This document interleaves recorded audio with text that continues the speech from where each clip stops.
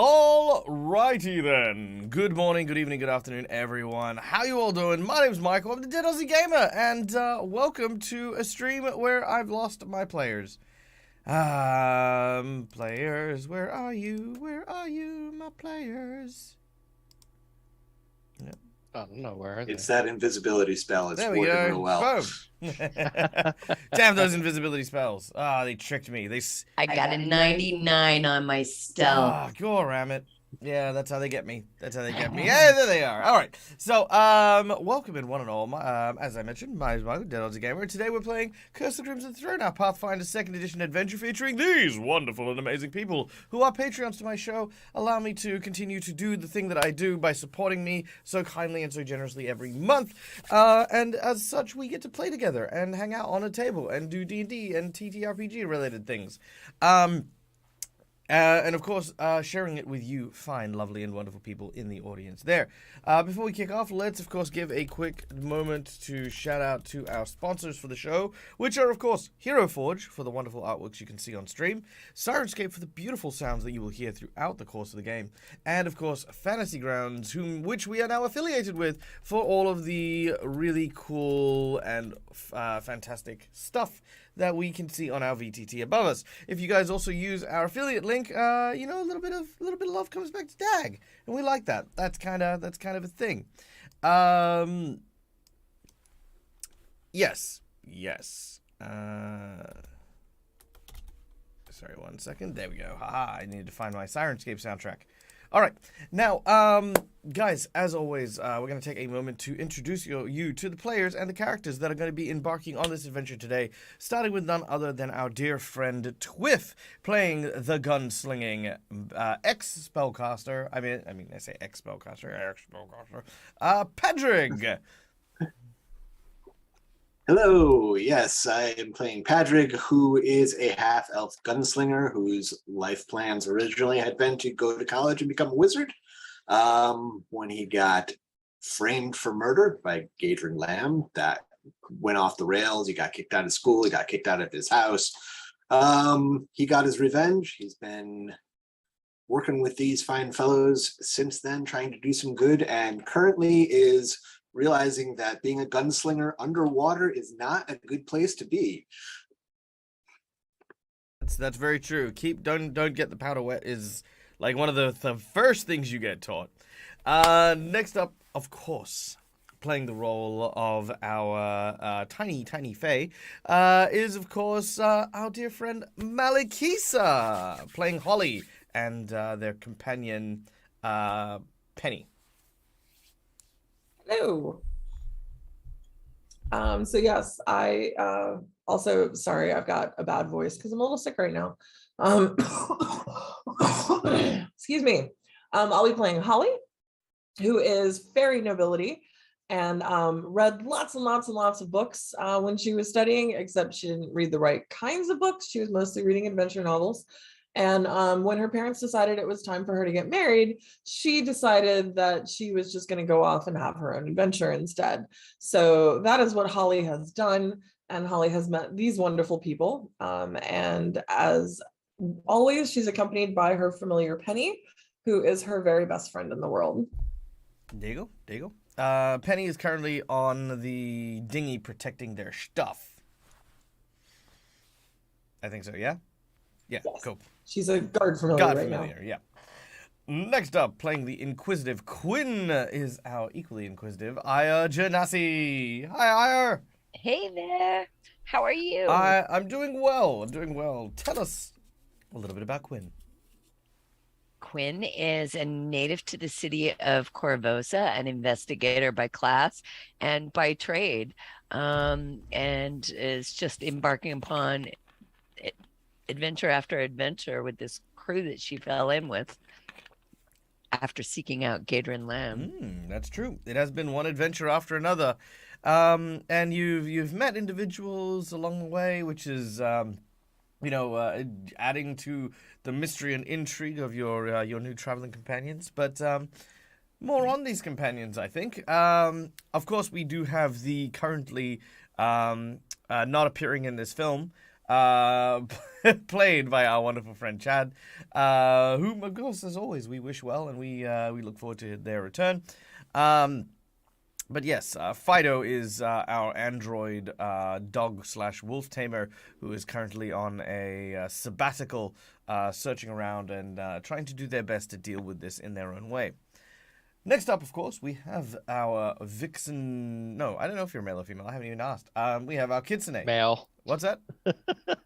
Male? Male. So you're not a vixen. You're, what's the word for a male fox? I don't know what it... Yep, fair enough.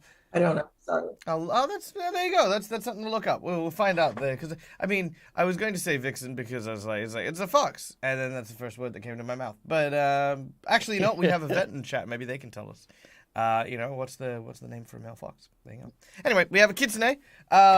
This is a kitsune named Dante, who is a traveling druid that comes and goes from the town as they see fit. Played by our dear friend Rykon. Hey, Rykon. Hello. Tell us a little about I always your character for today. doing this every time. I'm like stalled. Yeah, you'd think after what, like a season and a few episodes into a second, you'd have, I don't know, like the basics of your character story down by now. You would think. Do you want to add anything? Todd is also another thing as well, apparently. Todd? Oh, for the dog thing. Oh, right. Dog, fox, or a Todd. Yeah. There you go. Now I've learned something. See? Yeah. I remembered that it was like something because it's like I know Joey was kangaroo. Yeah, they sound like just people who just couldn't like figure out real names for things. It's like, Todd, Yeah. I'm gonna call you Todd, and what do you call a baby thing? I'm gonna call it a Joey. A Joey. You watched Friends, didn't you? What? No. What? Shut up, Monica. All right.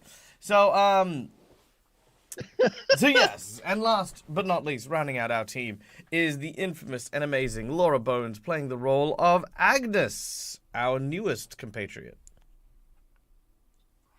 Good day. Good day. Good day. evening, Tell good us a little bit morning. about Agnes. Agnes is, she's a psychic. Recently, just really a mom, mostly, until her city kind of started falling down around her ears. And she thought that maybe she might help do something about that. So yeah, she's kind of been swept up in these shenanigans with these lovely people. Indeed. And shenanigans they absolutely are. Yeah. All right. And just before we get into today's shenanigans, guys, as always, remember there are ways for you to interact with the game as we play. Otherwise, there's no point in playing on Twitch. So if you guys want to, you can use channel points in order to redeem a variety of different effects. Or if you are generous enough, you guys can donate and help make the game more complex.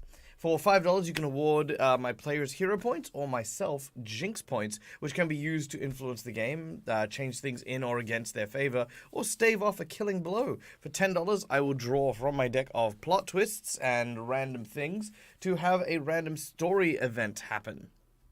These often change the course of the game very, very quickly or make things more difficult, so those are really good. And for $20, you can give a player or the GM a natural 20, because why not? Those are things you do. We give 20 things. And then next up, we have our boss buff or magic item. Now, this makes a boss fight more difficult, or alternatively, provides our heroes with a weapon that they can use. Right now, our heroes are already sporting quite the powerful weapon, in the form of a shock blade, which, of course, being underwater is proving to have its own challenges. And, if you want to give them more magic items, by all means. Lastly, we have... I don't know what you mean. No one got hurt. Next up and last but not least, we have our secret menu item. Our secret menu item is the $100 donation, which, of course, provides our group with a significant impact to the story. Now, the secret menu item for this particular incident here is actually going to be a kind of a change of scenery, I guess. I'm not going to go into too much detail, but let's just say that the Direction, the underwater ship that our heroes are on, is currently in a precarious position. And there is something that would add a marginally large amount of complications in the form of slipping beneath the seabed that they currently are on and maybe plunging further and further into an inky black depth for the rest of the encounters. So, I don't want to give too much away here, but yep, that's the secret menu item for today. All for Holly, just tipped. All right, so a natural 20 and a hero point for Holly. Hey. Boom. There it is. Congratulations and thank you Yay! to Anonymous thank you. Tipper. As soon as I figure out where I put Holly's hero point, there it is. Boom. There it is. Done. It's somewhere It's there. Okay. Without any further ado, ladies and gentlemen, boys and girls, let us begin.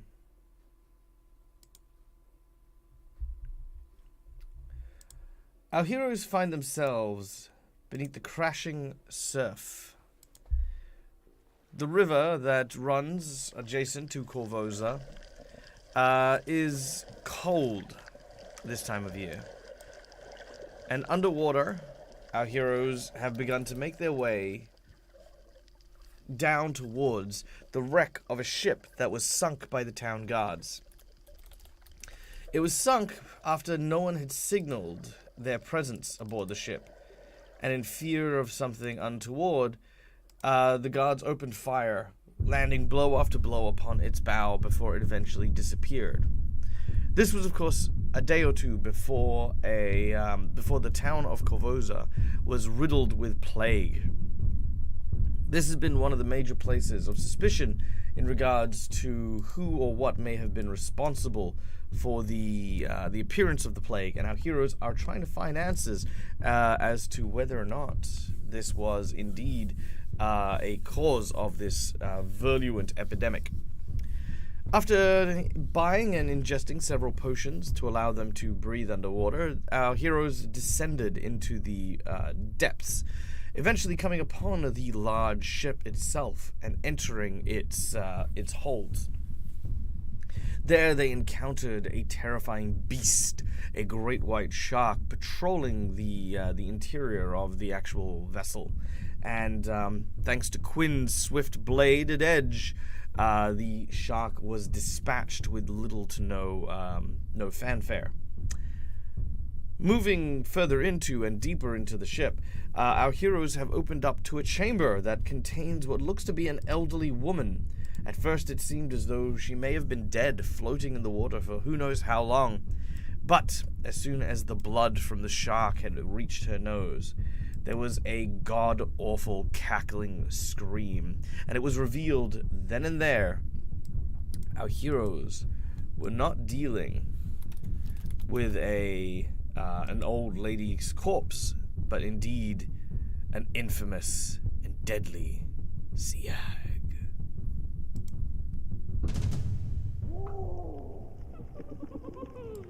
And that is where we commence our game with everyone rolling initiative. You just need to be able to see the map. Alright, there you guys go, and let's roll initiative. Here we go, and bam!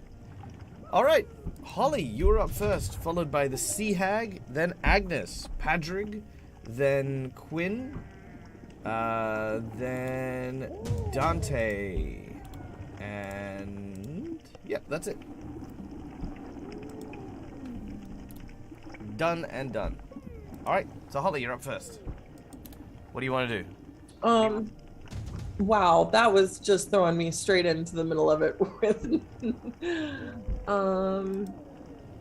well, knives aren't going to fly underwater very well, so throwing things probably not super useful. Yeah. So And the sea hag sees us, even though I was being stealthy, right? Not specifically you. She has seen whoever. Oh, she's seen Padrick, and I'd say she'd seen Quinn because they're the ones who kind of opened the door and are right next to it. It's not so much that has drawn her attention, but the blood that fills her nose of her animal companion. Can I stealth in water and try to stealth in to attack Like her? with all stealth checks, you require at least something to conceal yourself in or behind. So, no, it's just wide open all the way. That is correct. Okay, let's get with the stabbing. Holly is moving in. All right. Now remember, you are underwater, meaning that in order to move, you because you guys only took the breathing potions, correct? Right, yeah. I'll need an athletics check from you. Oh, that's right, okay. This is one of the other reasons why I used the. Nope. That's 15, fine. nope, wand. 15's fine. You are inside the actual ship, so you're not privy to the currents and the like. So as you begin to swim forward, you will move at half speed. Oh, okay, that's problematic. Oh, and speaking of which, by the way, if anyone in the chat is playing a game of Pathfinder and the like, dry and dirty rules, which I always play with, is if you are playing underwater, make your characters entangled. That is the easiest and simplest way to deal with underwater rules. So yeah, so basically it count, all the restrictions count as entangled. So half move speed, you take a penalty to your attack, and any damage from weapons that aren't piercing are done at half damage. Although that last one is not, we're not going to do that because I haven't read the underwater rules for Pathfinder 2nd edition, and those are from first. So I'll find out what they are and then get back to you. But yep, you're swimming up. That's all three of my moves. That's as far as I can go. Wow. This is gonna be very long for some of these people. Yeah, that's as far as I can go. So that's my turn. I swam halfway into the room. Okay, well, I believe that brings us to the Sea Hag.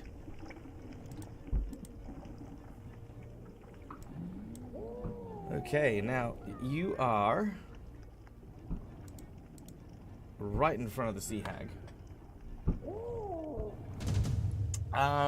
She's gonna start with a dread gaze, which is going to hit everyone except for Agnes and Dante. So let's see if this works. Holly, you're up first. Holly succeeds. Padrig, you succeed. Quinn, all of you succeed. Very well. The gaze of I feel good about this, guys. you basically feel this wave of fear suddenly strike you. Basically, if you had failed, in one day you could potentially just randomly die. It's just the nature of it. You have to. I'm super happy I succeeded that. Yeah.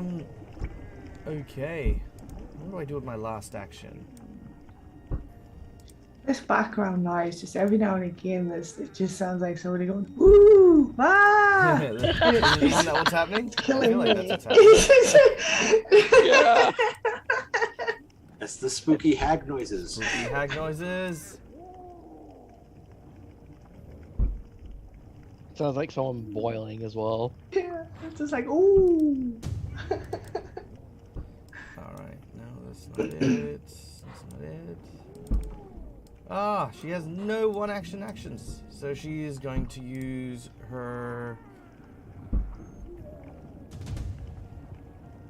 She's going to use her movement to try and get... she's going to stand next to Holly. Yeah, so she's just going to move up at that point. And that is all she does.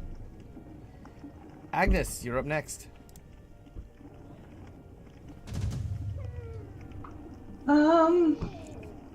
How big is the doorway that like the gap between this space and the other space. It's just a kicked-in door. It is just a kicked-in door. Yeah.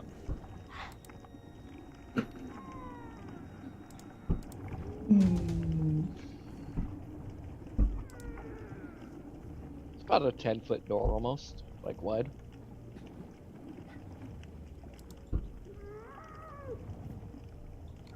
While seeing that the creature has just oh no, never mind. That's a touch spell. Sorry.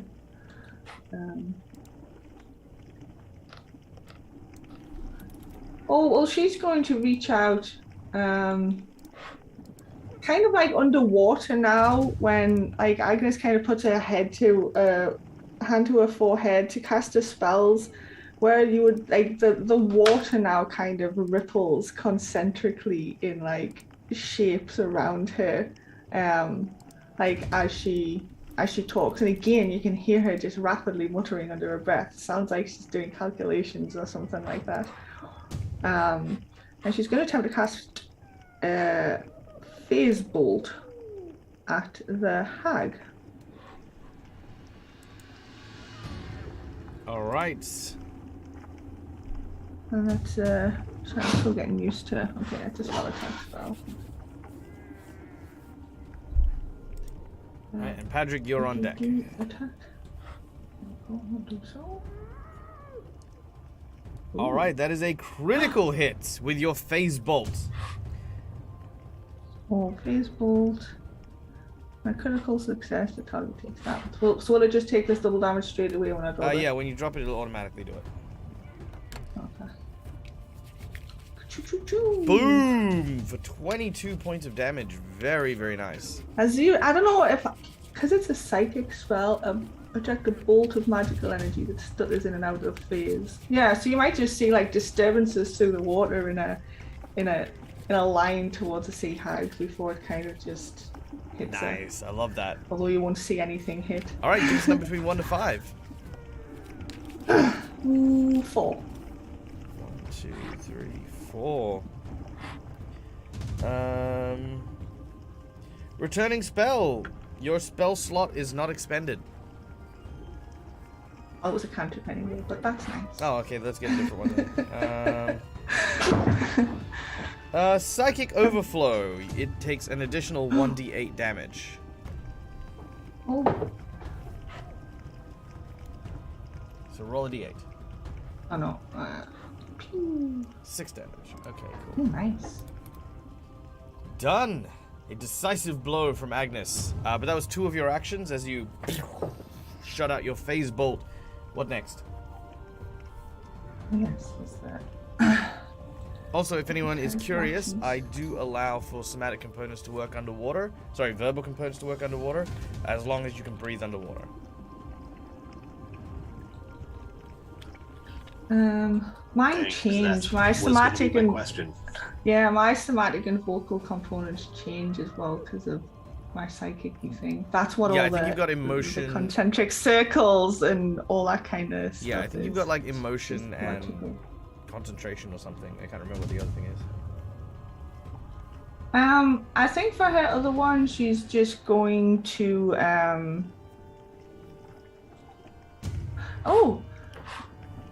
she's going to cast a message to use message spell because that's just a one Sure, action. On because it's one of my hang on, sorry.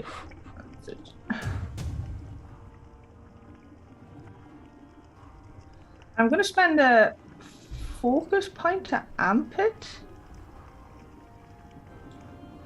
And she's going to send a message through to Holly. And just go, maybe you should get out of there or something. And the target of the message can choose. The target of the message can immediately spend its reaction to step or stride. Amp heightened, which this is because it's a 3rd level. The target of the message can choose to shove, strike, or trip with its reaction instead. Nice. Well, you get a free move to either move, try, strike, trip, or shove the hag. Ooh, but you told me to leave. Well, she's just said maybe you can get out Yeah, of there, it's not a but like command you spell. can do whatever you. Yeah. Well, no, I'm not saying it was Quinn, but if I was told to leave, maybe I should It not was be. more of a suggestion, but like your stabby thing, so Agnes doesn't know. She's just like, I wouldn't be that close to a sea hag. Yeah. Oh my god.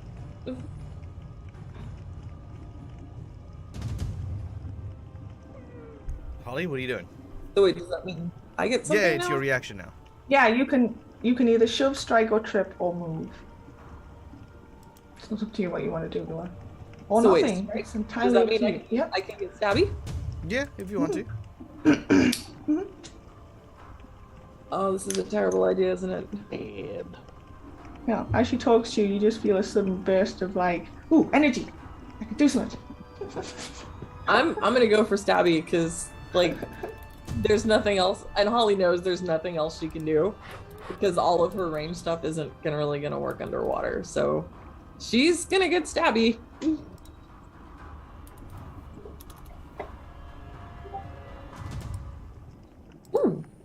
Nice. All right, your blade finds purchase in the hag. Deal your damage. Okay, that's 5, which means you...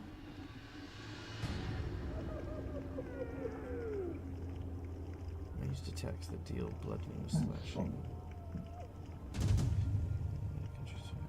Alright, so this is a slashing weapon? No, piercing. No, it is yep, piercing. No, you're all good. 5 points of damage as you pierce into the sea hag. Green ichor pours out of its bloody wound as we then switch to Padrig. Right. Well, this is normally when Padrig would, shoot something, but since I don't have that option, I'm gonna probably have to take 2 of my moves to get within range of my hatchet. So I will move towards her. Agnes makes a mental note to get Patrick a crossbow for his birthday. And that's an athletics check before I move. Yes, indeed.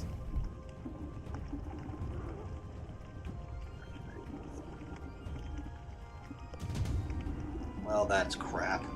All right. Unfortunately, moving is a lot more trickier for you, and as you sort of swim around, you can only take a 5-foot step, but it will take your full movement to do so. All right, so that's one action to move 5 feet, or is that all 3? No, of my it's one actions action to move 5 feet? foot. Okay. So if I go here and then here, I have used all 3 of my actions, and I am That is correct. now close enough that if she doesn't move, I can hit her in the next turn. Yep, that's very much it. All right. Patrick, you very slowly make your way up towards the hag as we then go to Quinn. All right. And again, moving requires athletics check first. Is that what we're doing? Yes, indeed. All right, you can move perfectly fine. You move at half speed because you're underwater. Okay. So I can get to about where Patrick is. Yep. But not share a spot, I suppose. Well, don't forget it's 3 dimensions, so you can be above or below him if you'd like. All right, I'll be above him then. I'd say slightly offset yourself so you can still hit your tokens. Just a little bit there. And I'm going to swing at her with Stormblade. Prepare yourself. This might be a little shock. All right, let's do Oh, it. damn it. I like mime. Like, Arcing down with your blade covered in electricity.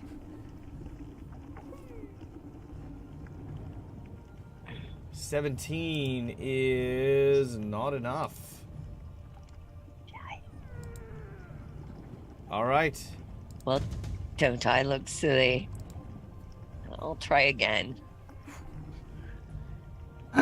Behind you can hear Agnes working out how Oh, far away she no. is from this electric no. sword. Bad. This is gonna be bad. This is gonna be so Oh, bad. just wait. I am also going to consume a jinx point to make something very bad, something very worse. Oh. I No, too late. I see divine intervention. I'm gonna refund you. You can't have it. Tough, Wow. tough titties. Oh, did you not think that I had such power? I do. Yeah. Let's see. There we go.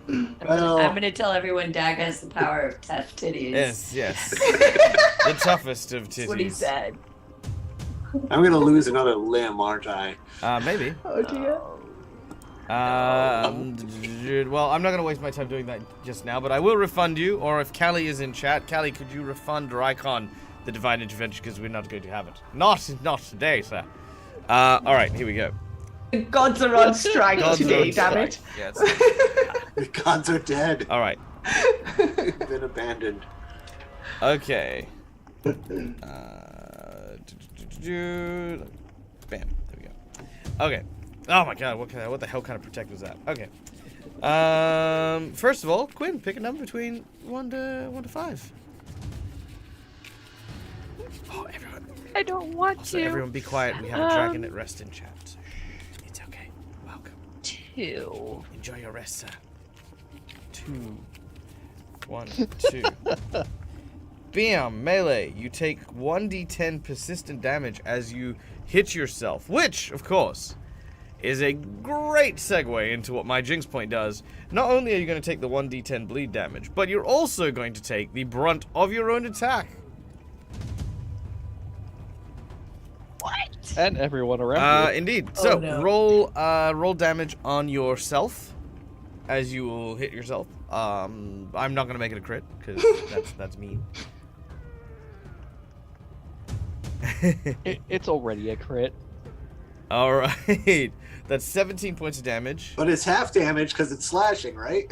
Yeah. Yeah, that's true. That's true. It is half damage. So that is, well, it's only half of the, I mean, not that it matters because it's only 1. So that would be 8 less damage. So that is that. And then 1d10 bleed damage, which is only 2. So there you go. Alright, but you are bleeding out. I need now reflex saves from Holly and Padrig. Let's check the thing with the Sea Hag.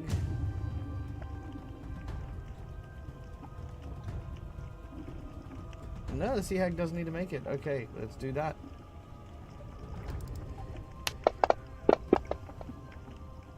Okay, Padrig, the Sea Hag, you do not make it, so you will take a further 3 points of electric damage.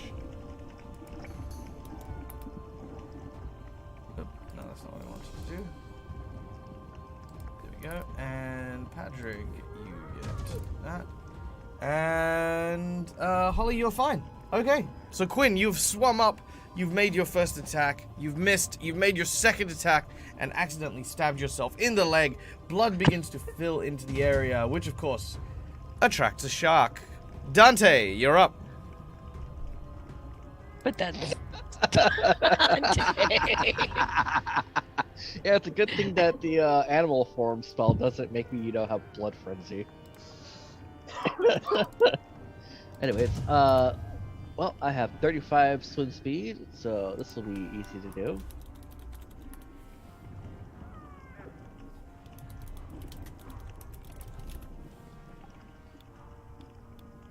All right.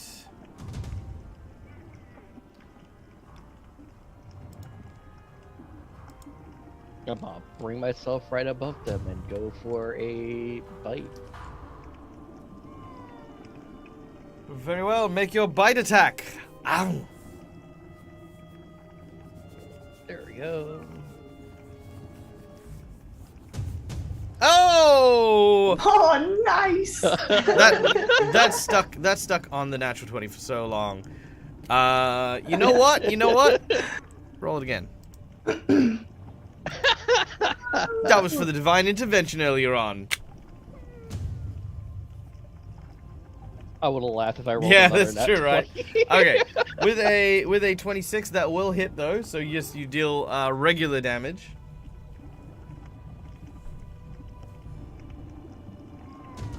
All right, 11 points of damage, which of course, with a flash of teeth, is able to fell the creature. Describe your killing blow, please. Going to bite at the hag's head and just thrash. Nice. Yep. It is not long before the hag stops moving entirely, and the victory is yours.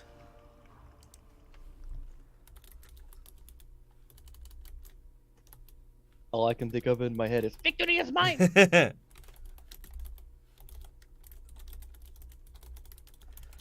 Okay. Let's get our music back. There we go. All right. The hag is dead. Ding Dong the Witch is dead. Holly's gonna rifle through the area and the body and see if there's any stuff that she can get. Any good stuff around there? Sorry, I just need to move people out of the way of my pin. There you go. Okay. Any good stuff? Since Agnes is going to cautiously swim back to her friends because it's lonely out here. Very well. All right. In terms of gear, you find a +1 short spear and a wand of cure moderate wounds with 18 charges. Sorry, Holly, were you the one searching? I was the one searching. Okay. In which case, I'm gonna. Can we talk to each other or no? No. Oh, I'm gonna kind of. Agnes is about the only person that technically can get us to talk to each other. All right. Only one at a time. Pull them and point at them They've because been added to your, it's been added to your inventory, so you guys can divvy it up at some point. Alright. And Quinn, do you have any healing potions or anything? Because you've got a bleeding damage. You are going to be taking Is that damage still every going round, on? Quinn, unless you can heal yourself. Is Quinn actually Well, I bleeding have out? the healing potion that I put in the sponge to give to you, but then you were cured, Yeah. so I could take that. You can if you'd like to, unless Agnes had something. I'll do that. Yeah, if Agnes can see that Quinn is like bleeding out into the water. Okay, like, well, I'd say in order and to she will- see her bleeding out, she'd have to take one more round of damage, which she'll take 3 damage. And yes, you can notice that Quinn is bleeding quite profusely. And she'll put a hand on Quinn's shoulder. And again, the concentric ripples will pulse around the water around Agnes, and you'll feel like just a warmth flow down your arm, and just soothing thoughts in your head. And you take, how much is it now? Because it's casting as just first level. So, whoop. Where are you? There. 10 healing. All right, 10 healing, done. All right, your wounds stitch up and they feel soothed thanks to Agnes. I look at her and I nod my thanks. Very well. You just hear that. Oh, you're welcome, dearie, in your head. Describing this room a little clearer, several hammocks drift in the murky waters, strung between beams of this room. It swirls with a haze of gore, fish heads, and half-eaten eels which chum the waters here, as well as the headless dead body of the sea hag you had just encountered. There is nothing further in this room of interest. Yep. That is all. To also help you, I am going to mark the rooms that you have checked on the map.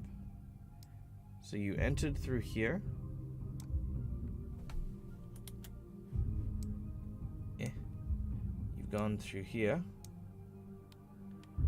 You've technically explored both of these areas, and now you've explored this area.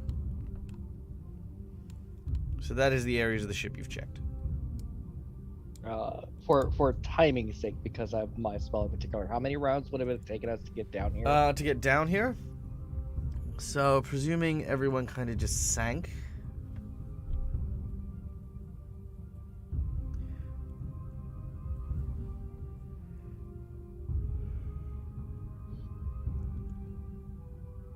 It has been 10 rounds as of right now.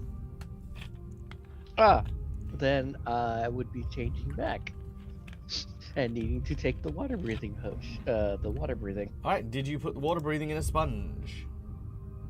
I actually do not remember last week if it was. No, it was in my water skin. Then you might have some difficulties. I need for you, please, to make me a athletic swim check. Hold on, I need to remove the bonus because it's a spell. I was clicking on the wrong thing. There we go. Now I can click on that. That is unfortunate. As you attempt to drink the water, you are unable to get it out of the bottle. The density. It was the what I did was add some air to it as well, so I could just squeeze it out. That's what I was doing. But that's not how it works, because what'll happen here is the air inside of your water skin will create a seal. As the water pressure from the surrounds try to get into the bottle, your bubble is preventing the water from getting out. And if you squeeze it out, which you will be with your your ability to actually move in the water, it'll fill your mouth with bubbles. But then the water itself will flood into the actual container. Does that make sense? Yes. Yeah.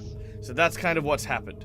This is one of the poignant reasons as to why the very, very wise apothecary mentioned that the sponges are how you consume potions underwater. Basically, it's a do or suck, unfortunately. So if you fail that athletics check to very carefully get it, it expends the potion. So the potion now floats in the water around you. And by the way, save or suck is not mean, it's the actual kind of term. I'm sorry. Yeah. I just realized how harsh it sounds. It's like, sucks to be you. Oh, I hope you didn't want to live. You know what? Just because I'll actually use my reroll, because I had a feeling I was gonna either sure. fail. In which case, I don't know. Did you get refunded your reroll from before? Not yet. No, okay. I was actually gonna use the hero point, but if that hasn't been used, yeah, let's use that one. Go for it again. Go for another athletics check. Okay. No, it's the same number. Yeah. Why is it the same number? Do you want to use your hero point? I'm gonna use the hero point. All right, let's go for it. Third time's the charm. I'm gonna actually roll instead of double. Hey, there we go. Jinx point. No, I'm not that mean. It's so mean. All right, you drink the. So thankfully, as you kind of like smushed it out, just before it dissipates, you slam your mouth onto the actual thing, and you suck in deeply. Now, this is actually a very difficult thing to do because I don't know about you, but if you're underwater holding your breath, the last instinct you have is to try and breathe in or to suck in, because you could just drown on the potion. But thankfully you managed to do so successfully, and you now have the effects of the water breathing spell. I guess. You guess. All right. Where to next? Is the body of the hag still around, or did the shark eat it? The body's still around. No, it's still around. Just took off the head. Yeah. Let's go down here, I guess, and investigate what's down here. There's a giant dead shark. Oh, the head's missing. Okay, never mind. I was gonna go over and like shut the hag's eyes if she could underwater kind of thing, and just like, Yeah, you rest now, dearie. But there's no head, Yep, so there's yeah, definitely no head. mind. All right. All right. Well, I guess I've opened the door. Yep. Someone opened the door. But there is very little in here. Can I? In fact, it's so Okay. little is in here that it is actually something of note. This looks like it may have been a pantry or something like that, but there's no food. There's nothing, literally not a scrap of food or supplies or anything. Not anything to be seen anywhere. That's interesting. Not too surprised considering what it might have been made for. You mean you don't need food on a plague ship? One to deliver. Well, don't forget, there's not only the back of the ship, but also the forward section of the ship as well. Yeah. No. We'll continue investigating. I gotta figure out how to do this. All right. Agnes, well, as she sees the empty room and sees everybody staring puzzled at the empty room, she's like, it's just an empty room, but she'll send a little pulse of detect magic out through the water just to see. There is no magic to be found here. All right. Do we see anything continuing along the rest of this ship? You do not, but you do see a hole where you believe the shark, the great white shark, may have swum in from. Okay. Is that this hole right here that I'm going out of? Yes, and if you are stepping over to there, make a reflex save. Of course.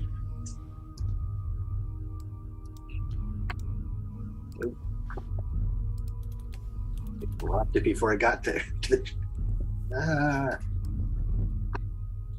on. You got this.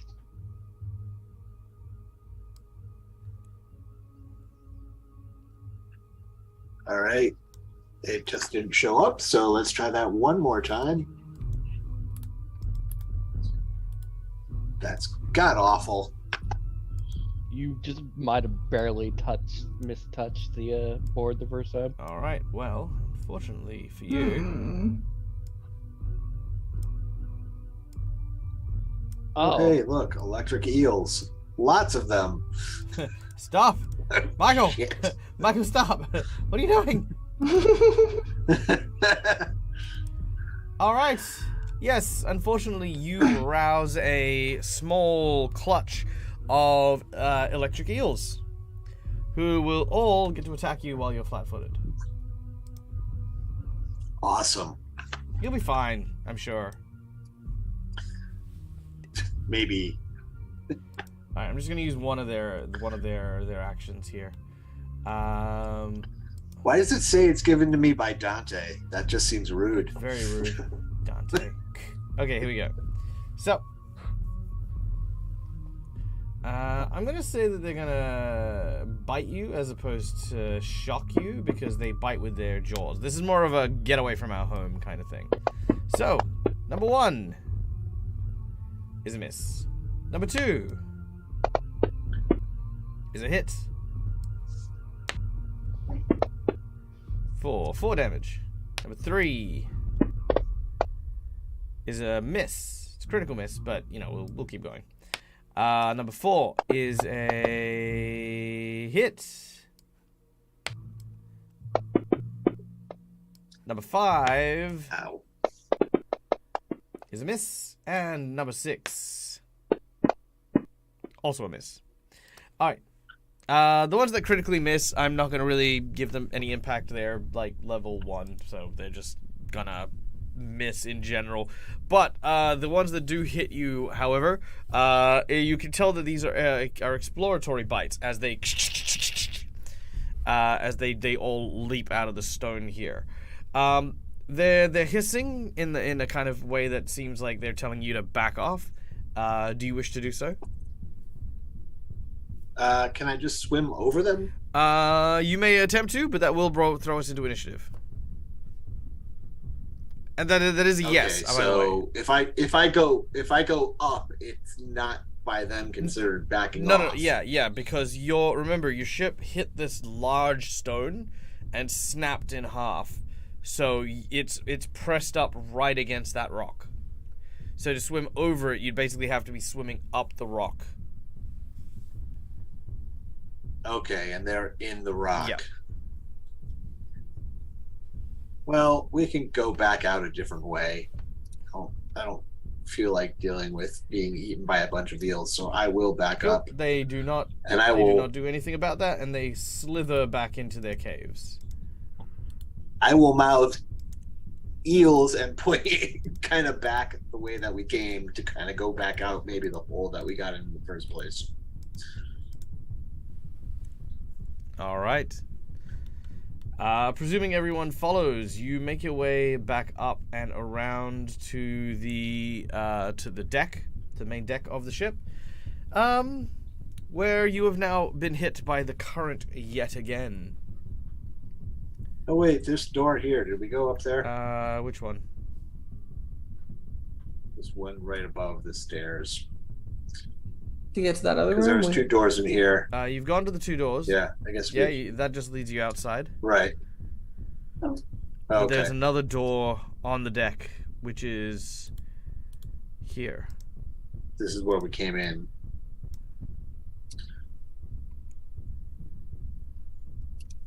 Okay, so like back outside Yep, and around. Okay, so if we go up through that door, we see another door outside that we have not gone through. Correct. Well, let's check that out. All right. And apologies, I inadvertently closed my map again. Sorry. There you go. Thank you. You are welcome. All right. Now, this door, much like the other one, is swollen shut and requires a strength check in order to press open. Your target number is That'll I 20. do no so well longer at these. I don't.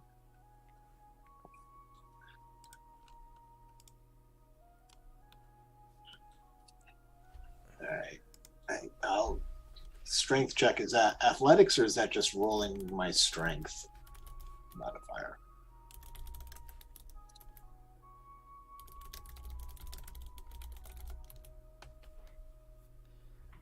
Just your strength.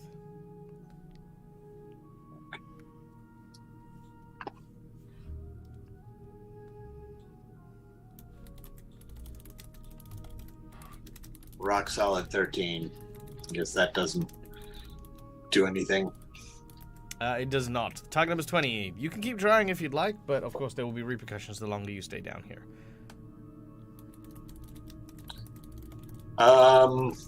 Can I try and hack it open with my little hatchet like I did the last time? You may attempt to do so. This will take you time, Hopefully. and I'll need you to roll a d6 in terms of minutes it would take for you to get through. All right. Unless anyone else wants to help out here. I don't know. If we got anything besides this. Alright, it will take you 4 minutes, 4 minutes. meaning that you guys have been submerged for the better part of about anywhere between like 6 to 10 minutes. Now, your breathing potion lasts for 1 hour, so you've still got plenty of time.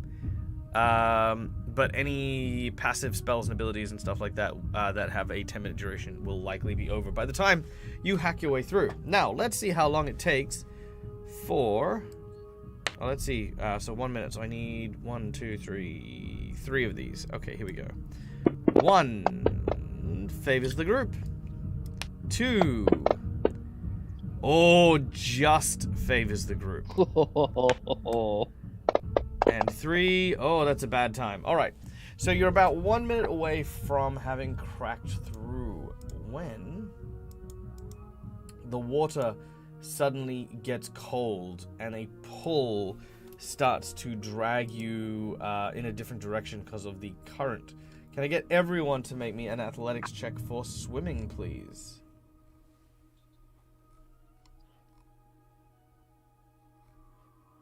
Oh, Grace. Yep, knew this was gonna happen after I lost my swim speed. All right. So Agnes, Dante, and Padrick, you are being pulled in a random direction, which is going to be 2. So Padrick, you are being slid kind of up the wall here. Agnes, you're going that way. Dante, you're going that way. Quinn, you've managed to kind of hold on, as has Holly. Oh wait, no, Quinn's also failed. Never mind. Quinn goes up this way as well. Holly has stuck onto it. Yay me. Yay you. Look at you go. Look at you being all... It's those wet wings. Yeah. They're like suction They're cups. just keeping you down. Okay. That's not what I wanted. Sorry, 2 seconds while I get this here.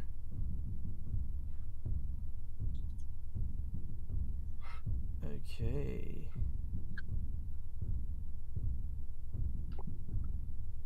All right, you realize that you are being observed.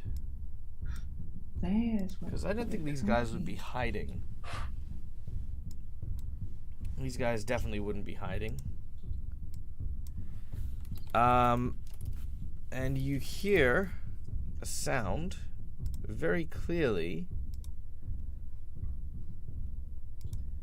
in the water, or should I say through the water. Hey, Silver Fox, good to see you. Welcome in, my friend.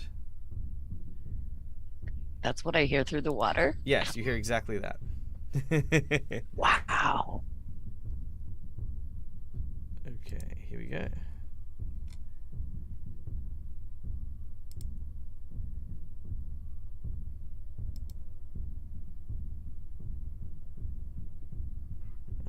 Sorry, it's just taking a few seconds to load up.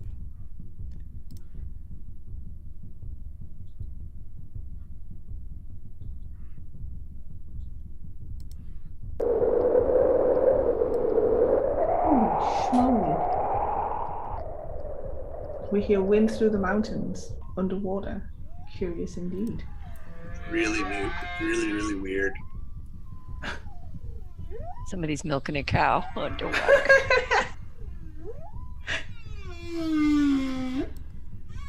Is that a power saw? That cow is not happy about what's going on. It's a sea cow. You're not overly wrong. Well, that at least sounds sort of whale-like. Kind of. It does. It sort It's of a weird sounds like an cow. anemic whoopee cushion.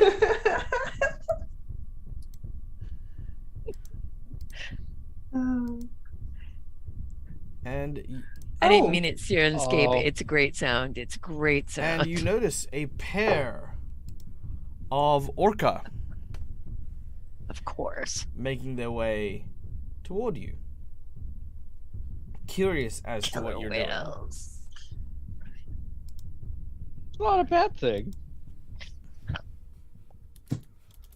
Maybe we could feed them the shark corpse. I don't think we want to suggest that there's food here at all. Oh, they can already definitely smell that. Yeah. Yeah. All right. What is your course of action? I would like to see if I can finish opening the door. All right, I'll need an athletics check for you to Hopefully swim back over they'll to it. The just current be is bored. trying to pull you away. Oh, God damn it. These have been going so well. Yeah. All right, unfortunately, Oh no. unfortunately, you are going to crash into Agnes, who is now also going to have to make a check. What kind of check? Athletics. So the current's basically just Oh, taking a huge why? shift, and as you're trying to like sort of hang on, basically it's sending the two of you like tumbling outwards. All right.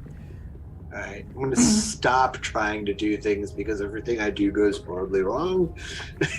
And Wow. yeah, and keep an eye on the orcas and try and look not untasty. And what does that entail exactly, Patrick? What is the action of appear untasty? It seemed to be for you. I just really don't know. I'm just channeling that in my head. Just trying to focus. Tony. Self-actualization. I've already been nibbled on by a shark and by eels. Yeah, you might be tastier than you think. Patrick is really not liking water. All right. All right. Let's. Is there anything anyone else wants to do as these orcas are approaching? I want to try and swim back towards the door and anchor myself. All right. Let's make an athletics check as you try to swim closer. Come on. Oh man. There's a comment from chat. Don't look like pizza. Don't look like pizza. All of a sudden, you just covered yourself in like buttons, like on your jacket that look like pepperoni. Damn it! All right, with a 19, that is plenty. You swim up and anchor yourself to the door. All right. Well, try to anchor myself to the wall. All right, Dante, let's do it as well.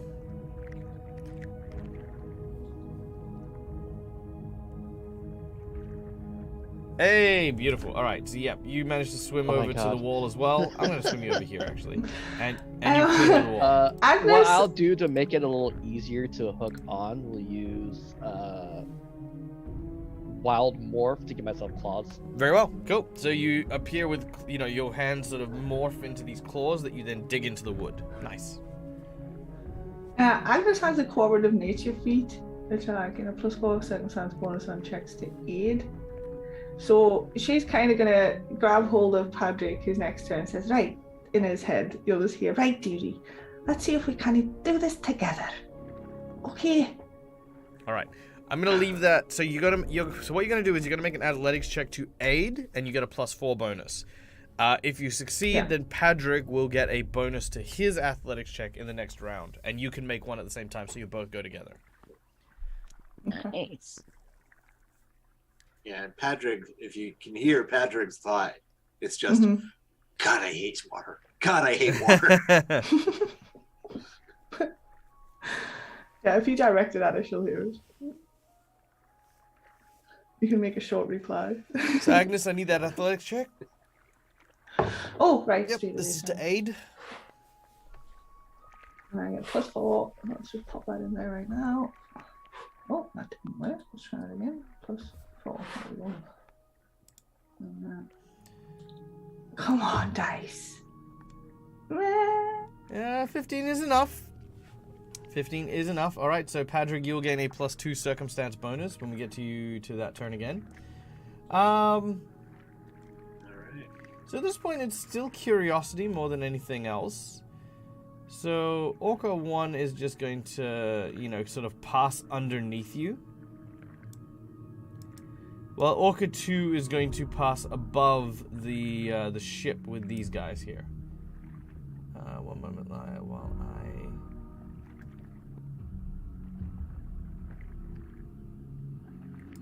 Can I do that? There we go. Much easier. Cool.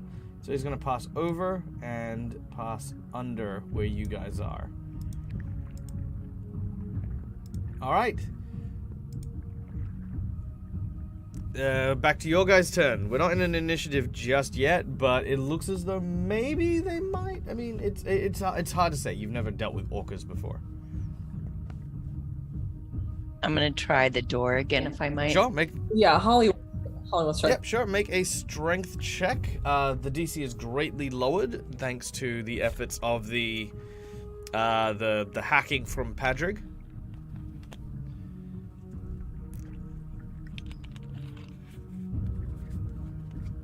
I'll let Quinn go first. All right, with a 14, so that was 22. 1, 2, 3. That is just shy of what you need. But if Holly makes a strength check and can assist, that will knock it through. Woohoo! Holly does not assist, unfortunately. Holly is a weak, tiny fairy. Yeah. So you bang against the wall, but it does not tend to. It does not break through, sorry. Alright. Dante, Agnes, and Patrick. All right. Well, Patrick is going to try and get back to the door. All right. I'm keeping an eye on the orcas, but I want to engage. I figure just moving and not moving like I'm scared of them might make them think I'm not prey. So, all right. Well, here. Okay, let's start with this. First of all, make a will save. Let's see if you are actually afraid of them or not. I mean, they're quite large. They've never seen them before, so unlike us who have a reasonable understanding of aquatic life, this could just appear like a giant jet black shark. All right, I'd say with the 22, you're pretty steadfast. You're not overly afraid, but you are being cautious. So let's make an athletics check as you try to swim back to the ship. Okay, and so I get a +2, so I just put that in the modifier box down at the bottom. Right? Yep. +2. And athletics. Jesus Christ. All right. Patrick starts to drift away. Bye! All right, Agnes. What do you want to do? Oh dear. Might be the end of poor Patrick, Um, and not because of anything. You just Especially floated since- away at some point. I don't even need to do anything. These things aren't even attacking. It's just nope. The current has taken Patrick.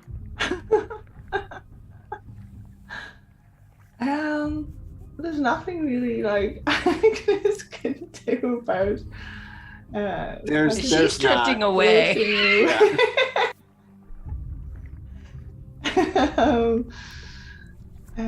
To be fair.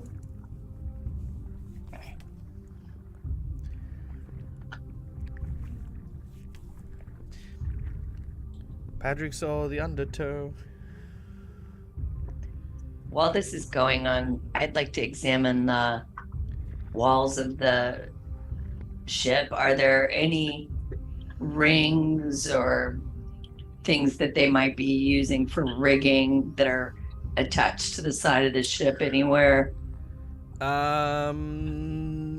Yes, but not near the door. So you'd have to go upwards a bit. Yeah. All right. Before my next attempt at swimming, I'm gonna chug my potion of swimming because I apparently can't swim without it. Is this in a sponge? Yes, I put that in a sponge and I put my water breathing. We're all ones in sponges. Very well. You have a swim speed. You can now swim. Agnes will shoot a mental message over to Dante and just be like, can't you like talk to them or something? She has no idea. Dante? It's just he was a shark before, so No, I can't. I don't have the ability to really just talk to whatever I see. Well, just like. Hello. See what happens. We All I can think of now is finding Nemo. Thanks. Exactly. Good job. Come on, Dory. and then she's just going to attempt to swim over to the side. All right, let's make an athletics I check. think. Just keep swimming. This is terrible. I've got a nat 20 here. It's going to get pulled out in a second. I don't need Oh! it. Yes. Straight up nat 20. All right, you make it back to the side of the ship. All right. Now, for expedience sake, the orcas. I'm gonna roll a percentage to see what they're thinking about. What are you orcas thinking about? Hey, orcas. Oh, they're fine. They're doing okay. They circle around. They seem to like kind of meet up with each other and sort of swim around each other. And that's all they seem to be doing at the moment. All right. Cool. Does anyone want to make a? Oh well, Patrick. I'm just gonna say, you swim back because now you have the swim potion. You just swim Yeah. over. Yeah, you're good. Actually, do you swim Alright. slowly or quickly? I'm gonna swim normally, like I'm not a threat or a snack. So nonchalantly, I'll swim nonchalantly over at whatever speed's gonna get me there. All right, very well. I'm gonna get you to make a stealth check. Ah, Jesus. Okay. And then explain to the group how one swims nonchalantly. Just fly casual. It's a 19.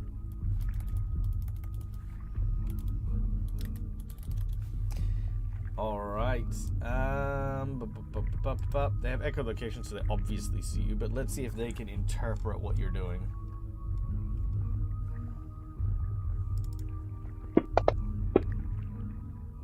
they can tell you're trying to sneak. Okay, I've loved it. I love this. This is happening now. Okay, so Patrick, as you're swimming up, one of the orcas attempts to bite your leg. Of course. Okay. All right. It doesn't do damage, or it'll do minimum damage. Its minimum damage is 11, because it's a whale.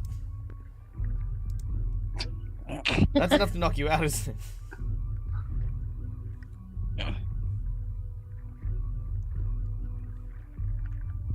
What's its minimum damage? 11. 11. Oh.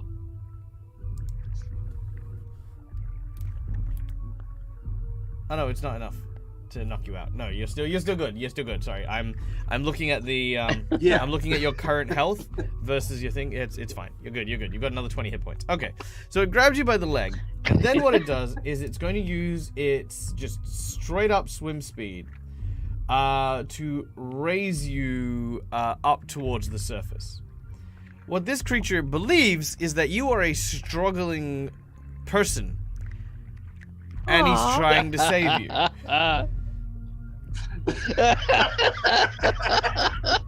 So you go up. God damn intelligent animals that are helpful. So you go up 60 foot very, very quickly. Now the trouble with this is, for those of you who know, Ben. for those of you familiar with underwater chicanery, Oh no. that is not healthy for a human, which unfortunately these helpful creatures don't realize. So I need you to make me a fortitude save as you are suddenly rapidly ascending 60 foot in the water. Patrick gets the bends.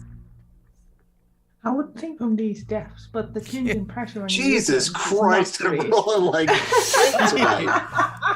All right. Would you like to use your your D20? Things that Yeah. Dag never thought he'd do. Have to look up rules for the bends.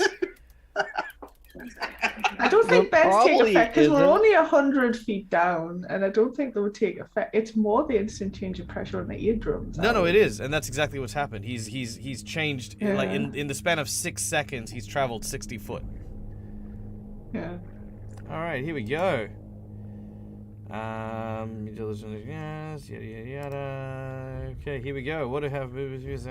Decompression sickness. Yada yada. Okay, what causes it? Yep, we know that. Okay, so.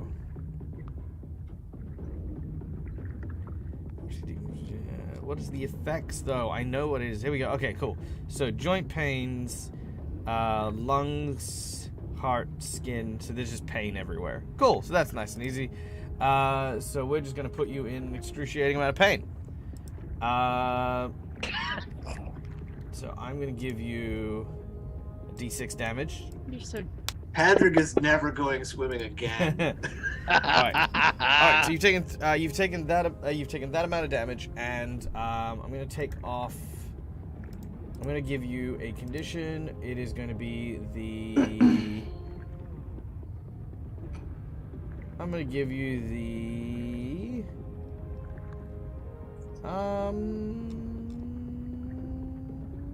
Enfeebled condition. You can have enfeebled 1. Done. All right. Very well.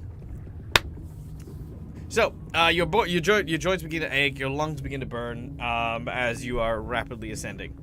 Okay, what do you guys do now? What do you guys do seeing Patrick go? I mean, he's got a swim speed potion. He'll be fine. Yeah. We got to get in this door. I'm gonna suck my swim sponge. I'm gonna give just one shot in the dark. So the bends is caused by the dissolved nitrogen from your air in your blood, forming bubbles. But does a potion of water breathing, is it like I'm breathing air, or does it just magically make me not have to breathe? I would say that it would allow you to breathe water. So specifically, you are breathing the water in its entirety and stuff like that. And nitrogen. So you're breathing water like a fish, which would have oxygen, and you would not have the nitrogen that's in the air, because there's not that much nitrogen in water. I would say that it would still be, because keeping in mind the nitrogen would only be a part of it. The sudden change in pressure is also what causes the aches and pains. Because don't forget, your body still has a need for more than just oxygen, and so there would still be some in your body in general. You all have just jumped the nerd. Just a little bit. Yeah, But I mean, in any case, the penalties are as they are. The question isn't how do we convince Michael that I shouldn't do these penalties, but how do we deal with these now? I had to give it a shot. Yeah, fair. All right, so okay, I've been rescued by a whale. Being rescued. You're not quite there yet. You're about halfway to the surface. Yeah. I'm being unexpectedly. Maybe you can rescued maybe you can persuade it to turn around. by a whale. Can I do that? You tell me how, and I'll allow it. Yeah, I don't suppose motioning down. Well, currently No, I your wanna leg go is in back its lip, down. and it's currently moving that way, and you're currently like going against the How far away is it currently? 60 foot Is above it more you. than 60 feet? Oh, so it's I mean, See, I don't want to try and. Agnes is okay. Well, it's up to you. It's up to you, Dad, how you rule Yeah. this. But I can attempt to disarm, show or trip a target. yeah, I can say a disarm will using a spell work. attack instead of. So can I disarm my compatriot from the I'll killer allow whale it for with this my case because telekinetic it is not maneuver? attacking, so it's not got the same kind of grip that someone Okay. who would be grappling would have, if that makes sense. Right? So I will allow it, but only for this particular instance. So in the event in the future that someone is being grappled, that's them forcefully trying to hold on to them, because this is more of it's trying to be as gentle as possible. You know, again, being a whale, it is trying to be gentle as possible. Yes, this will work. Okay, so it's just a spell attack. I'll just do it on the orc, I guess. Just to see whether I can grapple. Kind of. No. Well, you attempt it, but the Yeah. orca is still large. You feel a kind of odd, like Tugging. tugging, like on your other leg, kind of thing as you're rushing upwards. So that's nothing. How far is the orca with Patty? How far is his tail? If I were to swim up, Patty is 60 feet, but the orca is probably 15. Yeah, orca would be a lot closer. Yeah, so the orca's probably Yeah. okay. So in which case, if we're looking at that logic, the back of the tail would be 60 foot, and Patrick would be at 70 foot. Okay.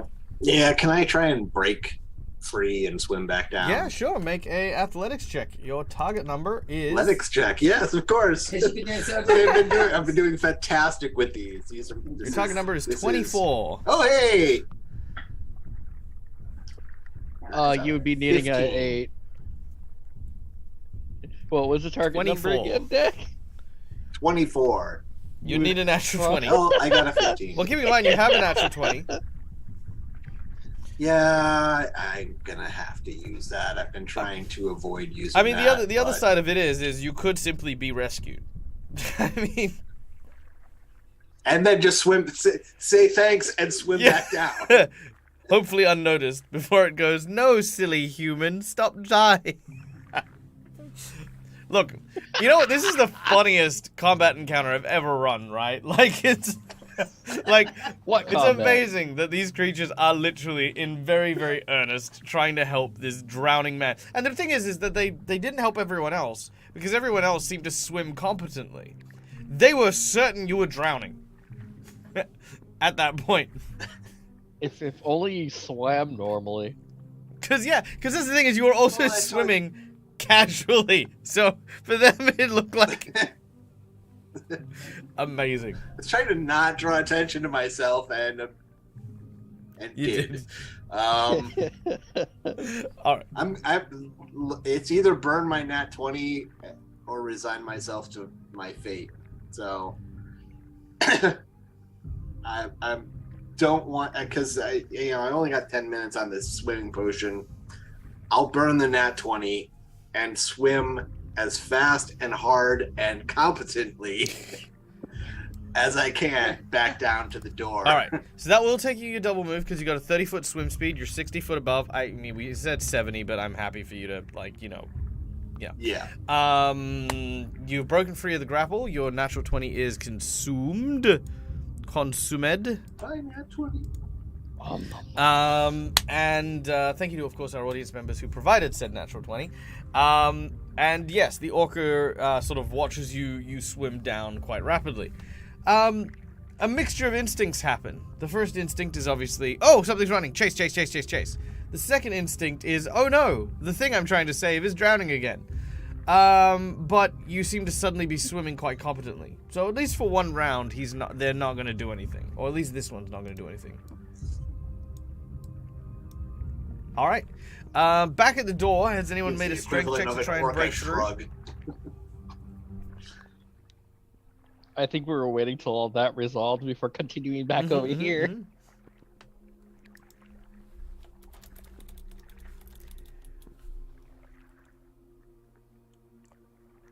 Yeah, I'm still trying to get in the door. All right. I'm just weak. Let's make Can't do it. Okay, let's make a strength check.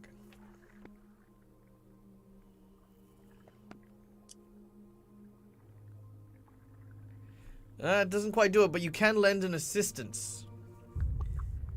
I'll I will- go again too. Assist anyone at the door. Hey, that's bang! The door crashes open. All right, at this point, I'm gonna just fast forward us a little bit. You all swim in. The orcas, they kind of circle around the ship for a little bit, but eventually tire and go back on their way. You can hear their calls sort of getting distant as they leave the area. That was fun. I liked that. Go me. Pat on the back.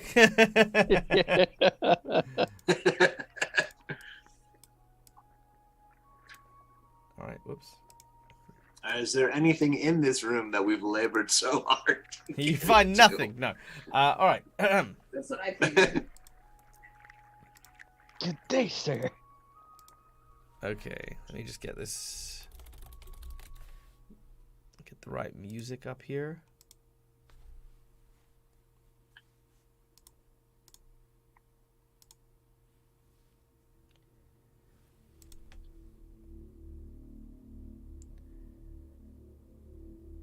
There we go. All right, so the door bursts open and you swim in. Inside here, along with a few other bits of ruined furnishings, are the tattered sheets of a canopy-like bed, twisting like a ghost within the murky waters here. Above is a snapped wooden bed frame, knotted amid the linen, and a drowned man floats idle in the room's murky waters. You can see a closed footlocker on its side at the end of the room here, and several chests that float in the water, each of which seem to have been opened and sort of emblazoned with what looks to be skulls. Wait, the chests have been opened? Yes. Like like emptied of their contents or opened because of the water and the wreckage? It looks. Well, it's hard to say. It's an empty box. Like, I mean, they are opened, as in some of them are empty. closed. Some of them have been open. You know what I mean? It looks like these were open. Like, they're not Right. locked, despite the presence of a lock that one would have on these. That's a foreboding looking chest, but Holly is very curious. There are about 12 of So them. she's going to start swimming over to the closed ones. Mhm. And she's gonna lift a lid on the first one she sees. All right. How long ago did this? How long ago did this ship sink? 3 days ago. Just bear with me while I just check the contents of these things. I'm pretty sure there's nothing in them.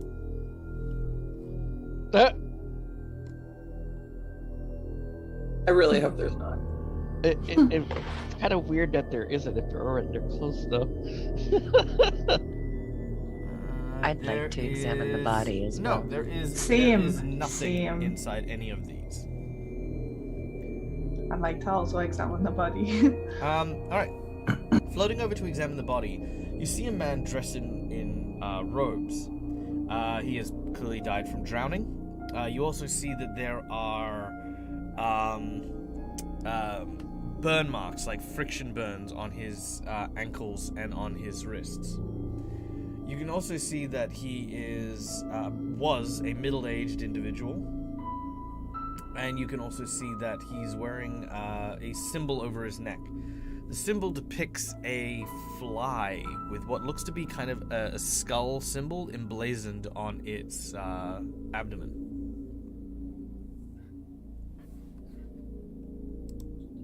And this is like an amulet, or it's like a tattoo? It looks like it's an on amulet. his.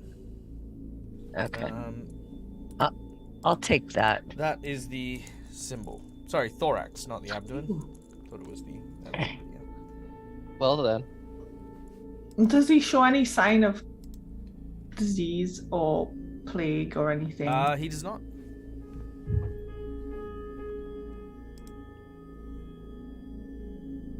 But it looks like he was held prisoner.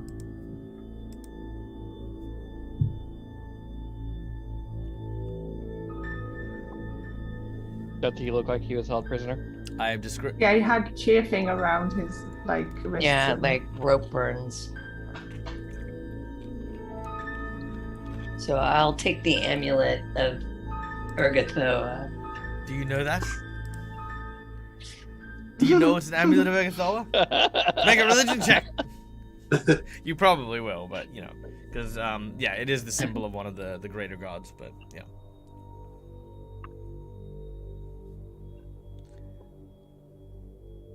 Religion check for anyone who would like to.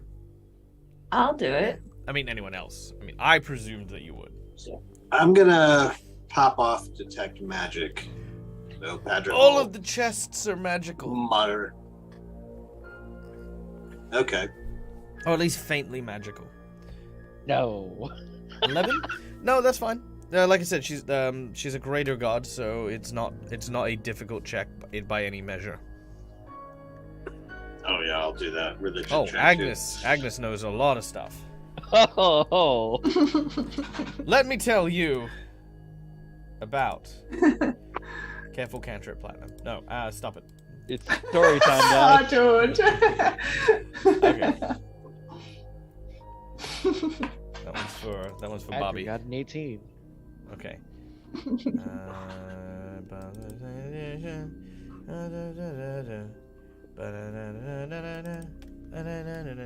Alright, here we go. I'm gonna do this Pokedex style. No, I'm not. It's an awful way to do things. Oh God, imagine. Okay, sorry, I'm actually opening up. too. So is it just the chests that are magical, or is the amulet magical as well? No, the amulet is not magical, just the chest.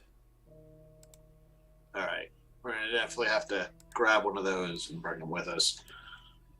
Alright. Behold in all her glory. Oh, Ew. Oh. Alright. lovely. Here we go. Urgathoa, the Pallid Princess, neutral evil goddess of disease, gluttony, and undeath, residing in the realm known as Bloodrot, in the plain of Abaddon. She allies herself with the gods Glornder and Zon Kuthon, and calls enemy to Eristil, Gorum, Gosre, Pharasma, Sarenrae, and Shaylin. Her temples consist of cathedrals, crypts, feasting halls, and graveyards, and her worshippers comprise of gluttons, necromancers, sibirats, and the undead. Her sacred animal is the death-head fly, and her colors are green and red. Now, the chosen of Urgathoa do not dread the flaws of mortal flesh, such as aging, disease, or even death, so long as they indulge in excess above all else. Their goddess offers eternal freedom from such fickle constraints. Urgathoa herself was once a mortal woman who challenged and rejected the tenets of the deities whose followers expected mindless conformity, temperance, and restraint. Why would the gods craft Galarian into a near endless buffet of abundance of pleasure of the body and mind, if the living weren't destined to feast from it? Urgathoa so loved satiating her life's appetites that in death she spat in the face of Pharasma's judgment, murdered the psychopomp assigned to aid in her transition to the afterlife, and tore herself from the boneyard with a feat of will that not only returned her to the material plane, but transformed her into the first divine undead creature. Urgathoa demands that her faithful reject moderation and self-restraint at all cost, instead urging reckless gluttony, constant experimentation, and the endless, relentless pursuit of appetites of the flesh.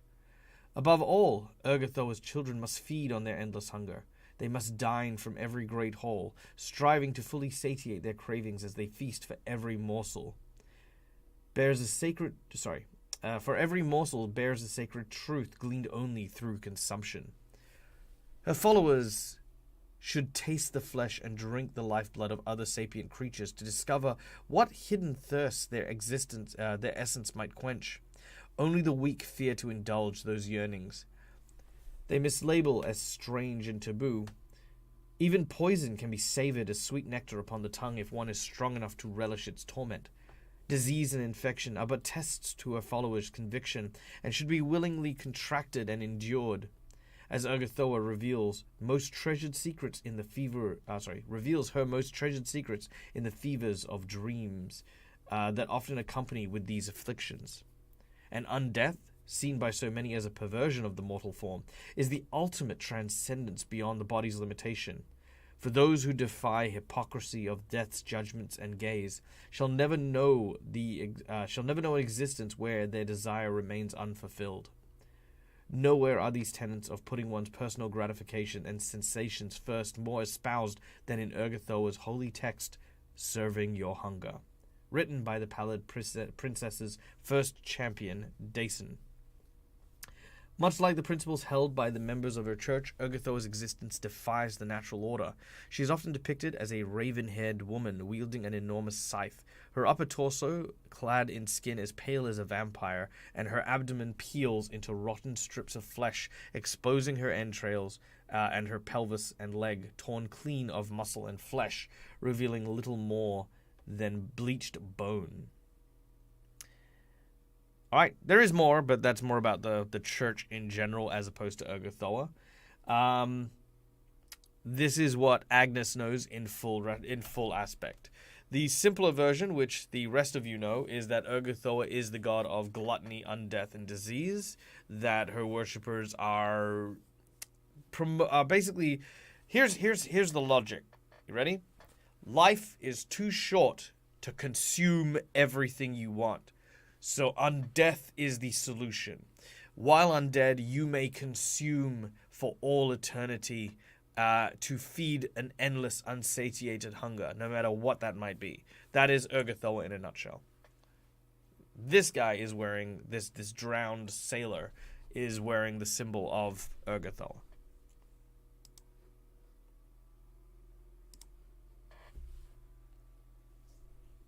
So that with some magic chests might be enough to convince the clerics of Phasma to lend all of their aid against this.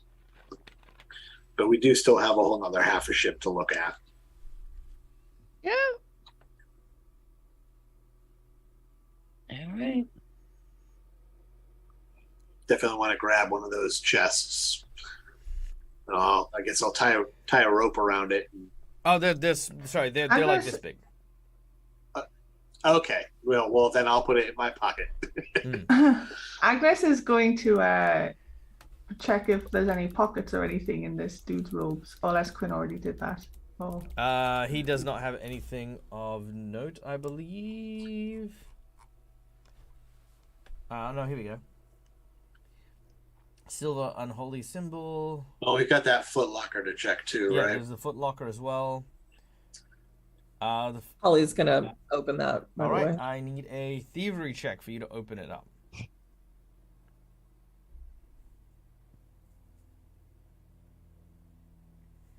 Unfortunately, it is too difficult to open.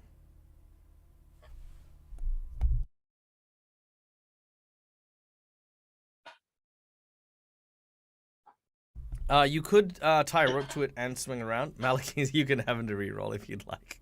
Oh look, I can reroll That's it. crazy. You know, it's almost as if you already had a hit point, freaking hero point. I mean, I didn't want to use the hero point. I had points. Hero point. What are those? Yeah. All right, go on. Have a reroll. 22 is still not enough, I'm afraid. It didn't roll. I dropped it and it just stayed there. The dice is cheating. Yeah. Well, Fantasy Grounds likes to do that. you do have a hero point. Ugh, fine. I'll use my hero point. Well, do you want me to give it I mean, I can pick locks too. Yeah, you can give Patrick a go first if you like. Okay, yeah, you go for it, Patrick, and if you fail, I'll use the hero point. I also can.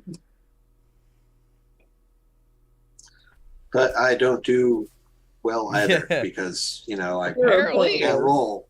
Yep, Quinn, do you want to give it a crack? Yeah, I do. Well, We'll give it a crack anyway. Enough, so. Yeah, Quinn, go for it. All right, you know what? With Holly assisting Quinn on that last one, it will crack open. I am going to say it is going to take you a number of minutes. It is going to take you... Yikes. No. It'll take... No. That's a good thing. Okay. It's not 89. It's not 89 minutes. minutes. 89 is just the percentage, so it favors you guys. Basically, that's how percentages work. Okay. Higher favors you guys. 50 and above is for So us. in this case, you've spent about 25 minutes. You've spent 25 minutes of the hour of water breathing that you guys have. Between coming up, doing all this sort of stuff. So you've got another half an hour, give or take. All right. There's a lot of stuff in here. I'm gonna give you the brief thing. There is a cloak of Urgathoa, which seems to be exuding magic. There is a better holy symbol of Urgathoa in here, and there is a book which is now ruined as the box has been opened underwater. It looks to be entitled "Serving Your Hunger." It is that sacred holy text that was mentioned in the in Agnes's biopy. Pages are ancient and frail. Now destroyed. It was worth 1,500 gold pieces. No. Oh. Oops. Oops. All right, so adventurer's lesson. Yep. Open the chests outside of the water. Next time. Next time. All right. We learn and we move on. Agnes is going to you said those are the little boxes. Yep. So I'm going to use psychometric resonance, which is like detect magic but for strong emotion. So with a touch you can read psychic impressions after an object. Blah blah blah blah blah. You blah, probably get the blah, sense blah, blah, of blah. It's significant emotional, like so a child's favorite toy or something that has sentimental value, or you put a lot of effort into. oh, or none of whatever. none of these items seem to bear any kind of big significance. The strongest emotions that are tied to them is devotion. You know, there's definitely that devotion to something, their god, their Makes sense. Yeah.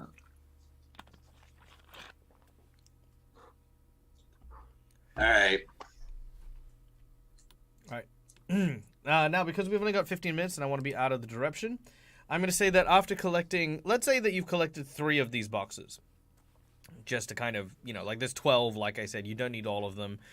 You've taken the contents of the footlocker, including the book, you know, even though it's damaged, it might be able to be salvageable to some degree. You begin to make your way to the forward part of the ship.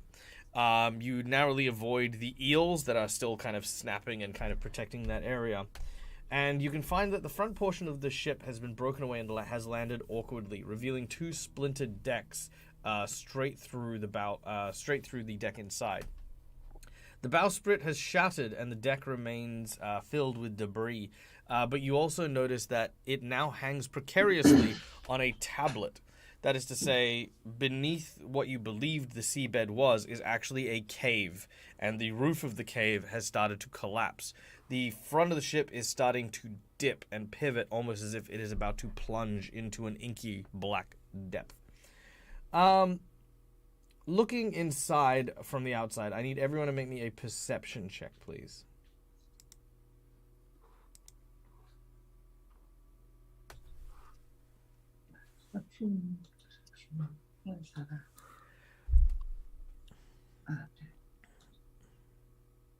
Oh, it's All right. Perception. Where's perception at? It's on the front page, first page. Where it says initiative perception. Yeah, that'll do. No. Oh, okay. I think there's another place, but I bugger if I remember it right now. It's on your. It's on skills. It's on skills. I forgot it was even on the main page. All right. I've been going on the skills page. Oh, it's the same Yeah. thing. All right, Yeah. Dante.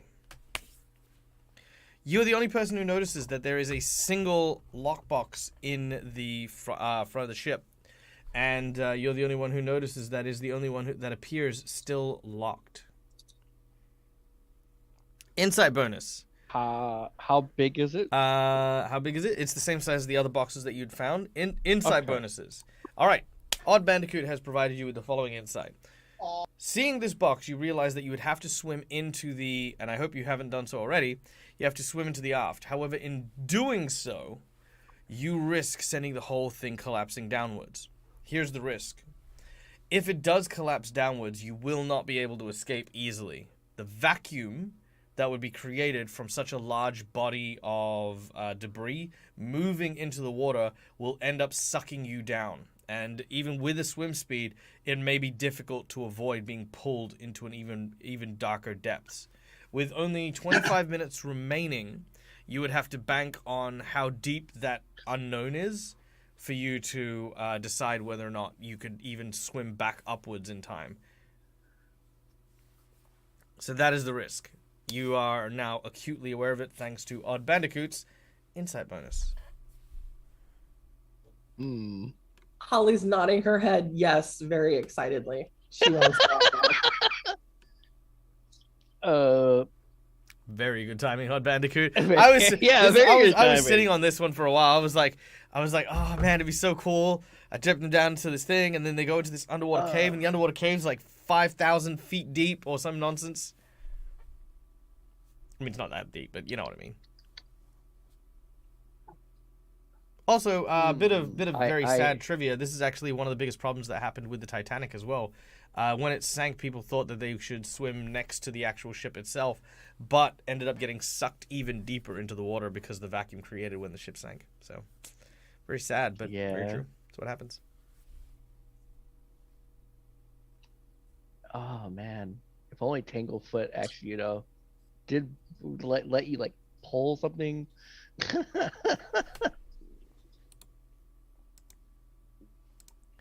Well, And all of a sudden, we're doing Journey to the Center of the Earth. Yeah.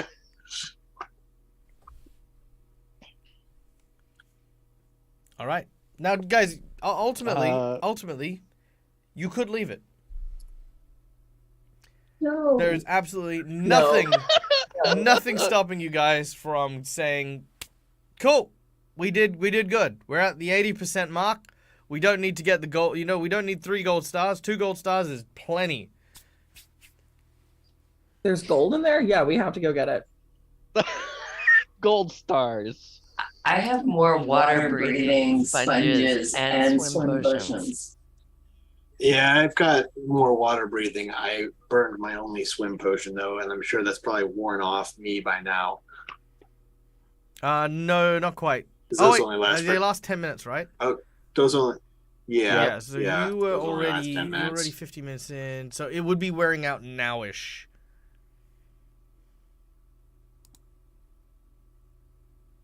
All right. Padrig is inclined to not go in there just because he's pretty done with water, but I will defer to the party. Holly excitedly is still nodding yes and pointing and like very slowly sort of edging over into that area. She hasn't Dante gone would be for it yet, making but- motions that it will like fall when we try to go in. We could I do it also careful. put a hand on Holly's shoulder, and you'll hear again in your head. Do you think you can do it, little one? Yeah, I shake my head very enthusiastically, yes. Okay.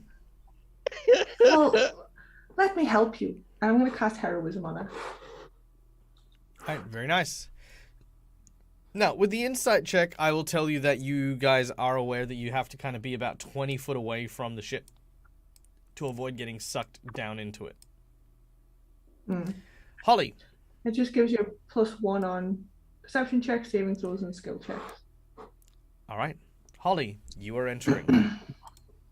Yes. Okay. What do I need to roll? Let's start with an athletics check. Because those are always fun.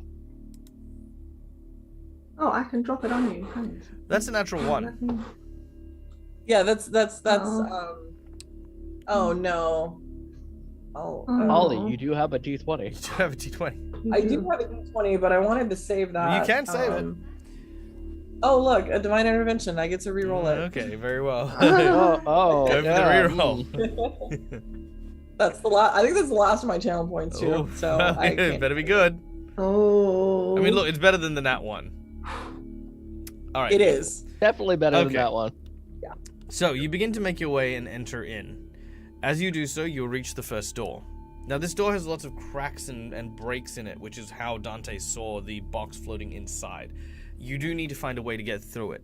I need you to make me a strength check to try and pry the door open. It's not quite as wedged in as the other one is, but you still need a bit more force. In Is it hindsight, +1? it's actually a good thing it is Holly going in because All right. the dancing lights would struggle. All right. So with a 12, it's loose. You're almost there, but you just missed out on it. As this... I was going to say, she gets a +1. Oh, from her no, yeah, no, as well. including that +1. He needs to get a 14. All right. However, Oh no. that is a 7 Dun, dun, on the dun. perception, on the percentile for bad stuff to happen. That's So the not whole thing suddenly lifts and slips. There's this crack and it starts to slide, but the bowsprit sticks. As the rumbling ceases, Holly, you're still there. You kind of got like you kind of noticed the whole area is shifted. I'm just gonna use everyone else as kind of like a measure of. Come here, you. A measure of distance. Oops, I didn't want to do that. Hey, can divine intervention counteract that 7? Ah, damn it. All right. Well, whatever. Well, one's on hold then for Holly. Thanks for trying. Yeah, you got one on hold, Holly. It took me a All little right, while to figure out. so you've slipped 10 feet. All right, make another strength check to try and crack through the door. The DC is lower because of your first attempt. Okay, fingers crossed. All right, beautiful. As it smashes through, let's roll another percentage. All right, it is still stable for the time being. All right, I need another athletics check for you to swim in. Okay.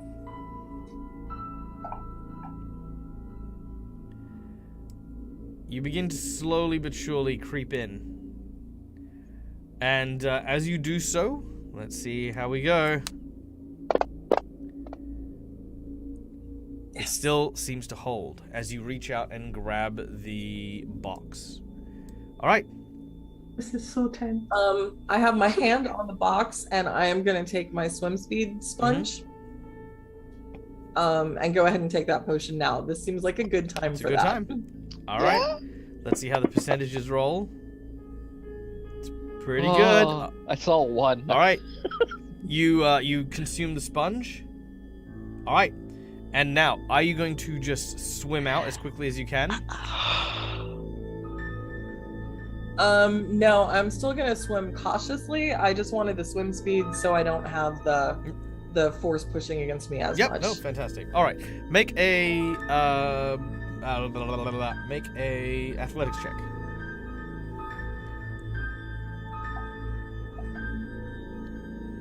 All right. With a 21, moving cautiously, you get back to the door and you manage to slip through. All right. Final athletics check. This is so intense. Oh my god. You do still have one so reroll worried. from Twiff. That will fail. I will use Twift's weird All right, reroll. let's see it. Whew. Okay, that'll succeed. Based on this percentage, we'll determine if you get out. The ship breaks and buckles and begins to plummet. As it does so, there's that crack and dust flies into the air. It slides backwards and begins to descend into the dark. You have only but a few moments to react. I need you to make me a perception check.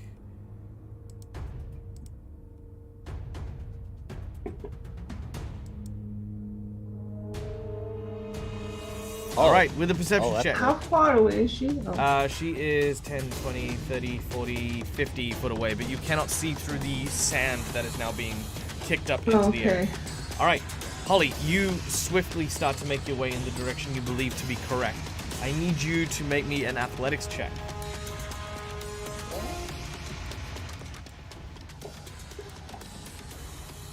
+18. +1? You feel 19. the pull dragging you backwards. I'm gonna use my nat 20 on that check. Nice. All right. This is why we're saving the nat 20. Fair. All right. With the nat 20, you burn through and you push and you pull. All right. Okay, I need you to make me a reflex save. Some of the detritus begins to fly in your direction, and you are trying to avoid getting hit. Oh my god, seriously? Well, yeah. All right. You manage to make your saving throw. You are not able to be hit. You weave, you duck, you dodge as these crates and bits of broken wood fly past you. All right. 19. The descent is large, and there is now this swirling vacuum. In fact, the guys who are 20 foot away are actually dragged 10 foot forward because of the pressure. All right, Holly, your last athletics check. Last athletics check.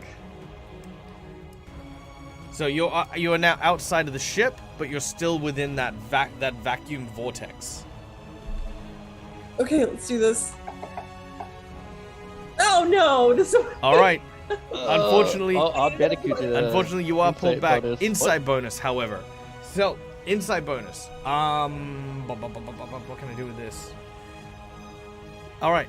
Oh, wait. With an inside bonus, instead of working against the vacuum and heading straight for your friends, Odd Bandicoot's insight bonus tells you that you should be going down with it and trying to move to the right. So, let me draw this for you guys.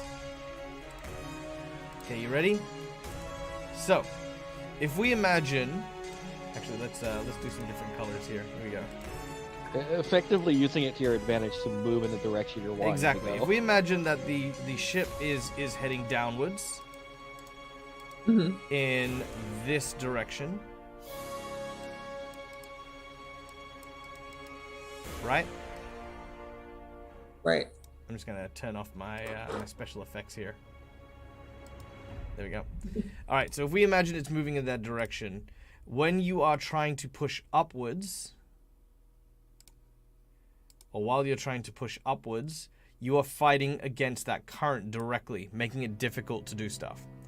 What you should be trying to do is moving that direction so that you can escape the range of that vortex. That is exactly what I'm going to do, because that is a fantastic idea, and I'm super happy I suddenly got it from out of the I blue. know, Thank right? you, Evan. Amazing.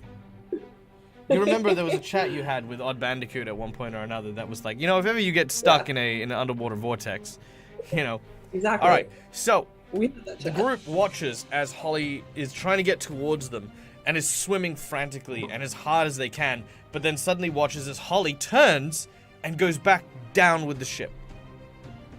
Okay, I need an athletics check from you. This is not a difficult one, but you are now following the descent. Beautiful. Okay. All right. That is very favorable. So the tablet that the thing is resting on still hasn't fully broken, so it is not difficult for you to get to the edge of the vortex. However, as it snaps and that plummet begins, this is now your last athletics check. You are now, instead of the 112 feet deep where the others are, you are now descending down to that 200-foot mark, which is still not that far away in comparison, but you can definitely see that below you is like darkness, absolute darkness, Okay. with nothing in sight. All right. Last You one. go to Come on, you go to guys. basically shoulder charge that vortex wall. The vortex spins you around. That is one failure, but don't worry, we're gonna do this every couple of rounds. So you drop a further. Okay. Oh, Laura Bones with a divine intervention. Go ahead. Ooh, here we go. Thank you.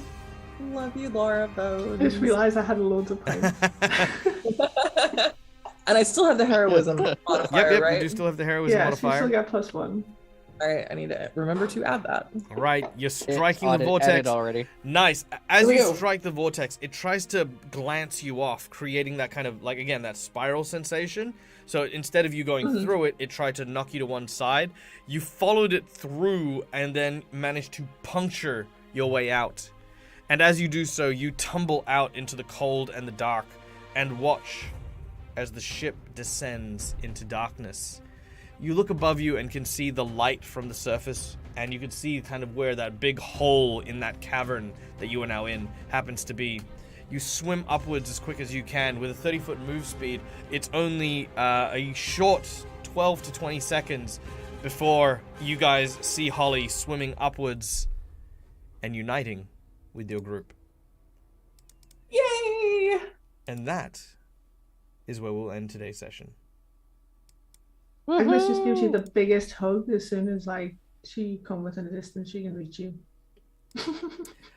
All right, Oh, Holly hugs back. big hugs. Let's get out of here now. All right, Holly's a hugger. big hugs and celebrations all around as you guys swim your way back to the surface. Penny is very excited to see you, wagging their tail as you climb aboard the deck. You look at the various things that you have found and lay them out in the sun to kind of like dry off. But here's my question: what do you do with the box that Holly found? It is locked, by the way, but not locked in a way that you can't disable it, but locked in a way that, like, you would have to... Let's leave that locked for now. Sure. We're on a boat. It's still I know you said sun, but we went out at night, so it's dark. Yeah, I think that's right. maybe, you know, Sleeping would be a good idea. Casting detect magic, is this box magical as well? Yes, the box is magical. More magical than the other ones. yeah. So maybe we think about what to do with that. Maybe we have the clerics open it when we bring them the evidence that we found. All right. Holly is very sad with this decision and just sits down and cuddles Penny and stares at the box. She really wants to open the box. Yeah, but you know, if the box of like magic plague, we don't necessarily want to open that. Yeah. All right. As we pan away from our characters and our heroes, we find ourselves across the town. There, you could see a bunch of bards who seem to be playing in the streets. A lot of sick people amongst these bards, coughing, spluttering, wearily limping their way through towards what looks to be a merchant. A merchant who seems to be holding up a large sign. Come now! Come one, come all! For the cure to the blood veil. And that is a quest and a puzzle for another day. Thank you very much, everyone, for coming and joining. We hope that you enjoyed yourself. My name is Michael. I'm the Dead Aussie Gamer. This is my place. This is my face. And we come here a bunch of different times. Now, as I've previously mentioned, we are shaking a few things up here on the Dead Aussie Gamer channel in preparation for a bunch of variety shows that we're kicking up. And one of the changes has already now been locked in. Curse the Crimson Throne, as of next week, will be starting an hour earlier. So that is to say, we will be commencing and finishing an hour earlier than we normally do. All of those details will, of course, be to come. And then pretty much, hopefully, once I get all the things sorted out, straight after our game of Curse the Crimson Throne, I'll be going into a variety show. So that'll be another thing. What that variety show is still up for discussion and up for debate, and around that time is obviously when we'll also be discussing moving Curse of the Crimson Throne onto YouTube. So again, keep watching for the changes. Like I said, lots of cool and fun things to happen in the days to come. But thank you to my wonderful players for joining us today and having a absolutely amazing game. Thank you to, of course, our sponsor Hero Forge for the wonderful artworks, Fantasy Grounds for the VTT of our choosing, and Sirenscape for the beautiful sounds of today.